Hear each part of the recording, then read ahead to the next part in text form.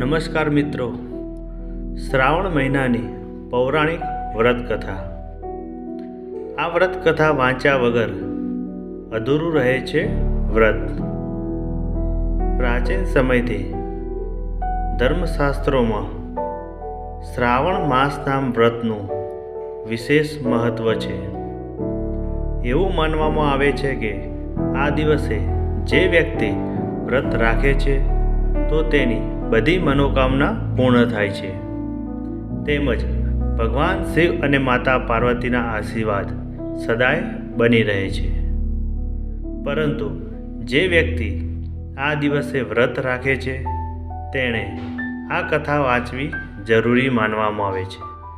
એવું માનવામાં આવે છે કે આ કથા વાંચ્યા વિના વ્રતનું ફળ પ્રાપ્ત થઈ શકતું નથી.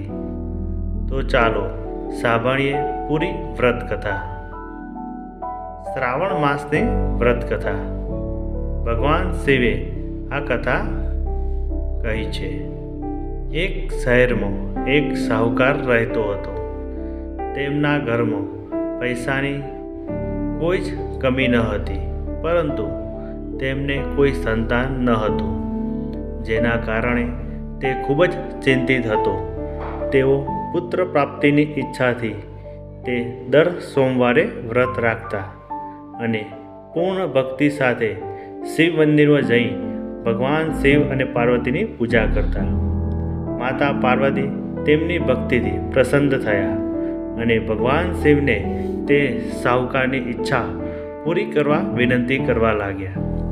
પાર્વતીજીની ઈચ્છા સાંભળીને ભગવાન શિવે કહ્યું, હે પાર્વતી, આ જગતમાં દરેક જીવને તેના કર્મોનું ફળ મળે જ છે અને તેના ભાગ્યમાં જે હોય તે તેને ભોગવવું પડે છે. પરંતુ પાર્વતીજીએ તેની ઈચ્છા પૂરી કરવાનો આગ્રહ કર્યો. માતા પાર્વતીના અનુરોધ પર ભગવાન શિવે શાહુકારને પુત્ર પ્રાપ્તિનું વરદાન આપ્યું, પણ સાથે કહ્યું કે આ બાળકની ઉંમર માત્ર 12 વર્ષની હશે. શાહુકાર માતા પાર્વતી અને ભગવાન શિવ વચ્ચેની વાતચીત સાંભળી રહ્યો હતો. આ સાંભળીને તેને ખુશ થયો કે ન દુઃખી. તેણે પહેલાંની જેમ ભગવાન શિવની પૂજા કરવાનું ચાલુ રાખ્યું. થોડા સમય પછી શાહુકારને પુત્રના આશીર્વાદ મળ્યા. જ્યારે બાળક 11 વર્ષનો થયો ત્યારે તેને અભ્યાસ માટે કાશી મોકલવામાં આવ્યો. શાહુકારને પુત્રના મામાને બોલાવ્યા અને તેમને ઘણા પૈસા આપ્યા અને કહ્યું કે તમે આ બાળકને કાશી વિદ્યા પ્રાપ્ત કરવા લઈ જાઓ અને રસ્તામાં યજ્ઞ કરો. તમે જો પણ યજ્ઞનું આયોજન કરો તો બ્રાહ્મણોને ભોજન કરાવીને દક્ષિણા આપીને આગળ જાઓ. મામા અને ભાણેજ બંને કાશી તરફ આગળ વધ્યા. યજ્ઞ કરી અને બ્રાહ્મણોને દાન આપ્યું. રસ્તામાં એક નગર હતું. જો નગરના રાજાની પુત્રીના લગ્ન હતા, પરંતુ તે રાજકુમારી સાથે લગ્ન કરવાની હતી. તે એક આંખથી અંધ હતો. યુવતી અને તેના પરિવારોના સભ્યોને આ વાતની જાણ ન હતી. રાજકુમારે એ હકીકત છુપાવવા માટે એક યોજના વિચારી કે તેના પુત્રની એક આંખમાં દ્રષ્ટિ નથી. શાહુકારના પુત્રને જોઈને તેણે વિચાર્યું કે કેમ ન આ છોકરાને વર બનાવીને રાજકુમારી સાથે પરણાવી દેવું. લગ્ન પછી હું તેને પૈસા આપીશ અને તેને વિદાય આપીશ અને રાજકુમારે મારા શહેરમાં લાવીશ. તેણે છોકરાને વરના કપડાં પહેરાવ્યા અને તેના લગ્ન રાજકુમારી સાથે કરાવ્યા.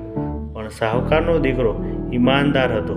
તક ઝડપીને તેણે રાજકુમારીને ચૂંદડી પર લખ્યું, તમે મારી સાથે લગ્ન કર્યા છે, પરંતુ જે રાજકુમાર સાથે તમને મોકલવામાં આવશે તે એક આંખવાળો છે. હું કાશી ભણવા જાઉં છું.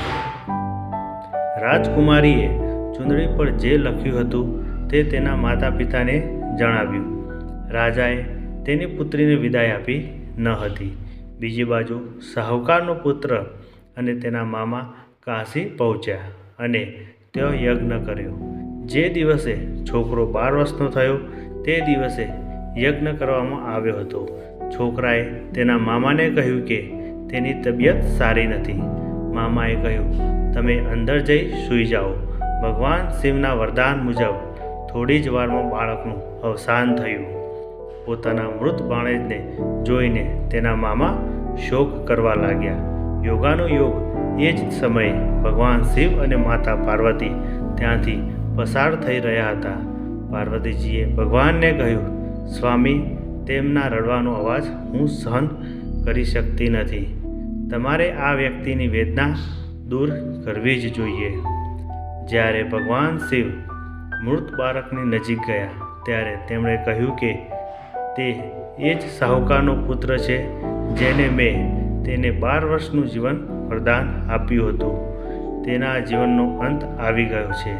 પરંતુ માતા પાર્વતીએ માતૃભાવનાથી અભિભૂત થઈને કહ્યું, હે મહાદેવ, કૃપા કરીને આ બાળકને વધુ આયુષ્ય આપો, નહીંતર તેના વિયોગથી તેના માતા પિતા પણ યાતનામાં મૃત્યુ પામશે.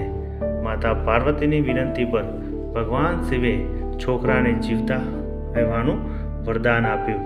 ભગવાન શિવની કૃપાથી તે છોકરો જીવતો થયો. ભણતર પૂરું કર્યા પછી છોકરો તેના મામા સાથે તેના શહેર તરફ ગયો. બંને ચાલવા લાગ્યા અને એ જ શહેરમાં પહોંચ્યા જ્યાં તેમના લગ્ન થયા હતા. તેણે તે શહેરમાં યજ્ઞનું આયોજન કર્યું હતું. છોકરાના સસરાએ તેને ઓળખ્યો, તેને મહેલમાં લઈ ગયો, તેનું મનોરંજન કર્યું અને તેની પુત્રીને વિદાય આપી. અહીં શાહુકાર અને તેની પત્ની ભૂખ્યા અને તરસ્યા પોતાના પુત્રને આવવાની રાહ જોઈ રહ્યા હતા. બંને પ્રતિજ્ઞા લીધી હતી કે જો તેમને તેમના પુત્રના મૃત્યુના સમાચાર મળશે તો તેઓ તેમના દેહનો ત્યાગ કરશે.